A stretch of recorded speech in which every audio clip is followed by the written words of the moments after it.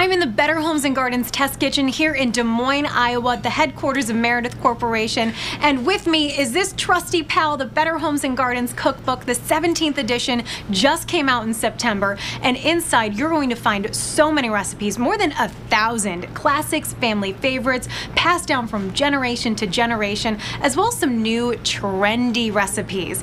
And inside this, you're going to find your family's favorite new mac and cheese recipe. It is the creamiest mac and cheese. Check it out. I'm making a 4-cheese macaroni and cheese. It's a classic recipe that we've kind of revamped. We have a lot of different variations on this recipe, ways to make it fancier with bacon and blue cheese, or ways to sneak vegetables into the recipe, or just your classic macaroni and cheese that, you know, Americans love. One of the main things about this recipe, I think, that makes it special is the key of grating your own cheese. When you purchase a already shredded cheese, it has a cellulose anti-caking powder on it and also a little mold inhibitor. And the way that a cheese melts can be dramatically affected by those added starches and ingredients.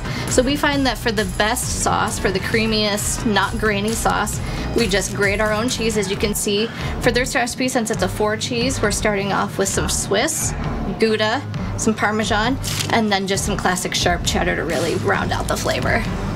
And we also find that if you grate on a piece of wax paper, it makes it so that you're not having kind of that sticky cheese that you're trying to scoop off of your board when you're ready to make your recipe. You can kind of just pick up the paper, you know, go to your stove and kind of just scoop it in as you go. So that's a handy little trick.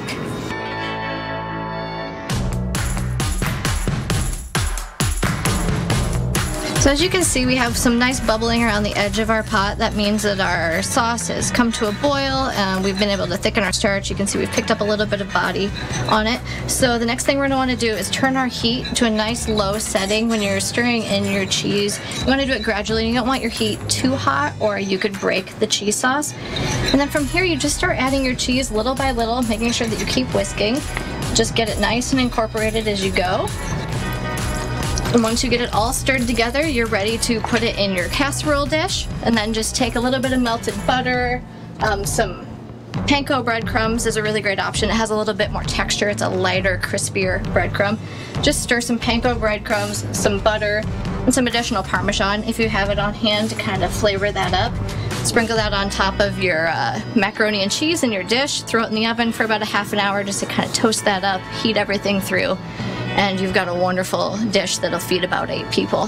So one of our variations on this recipe is a butternut squash mac and cheese. For adults or kids that really don't mind the texture of butternut squash, you could leave it in cubes like this. We've just cubed it up, tossed it with a little olive oil, and roasted it at 450 degrees till it's tender.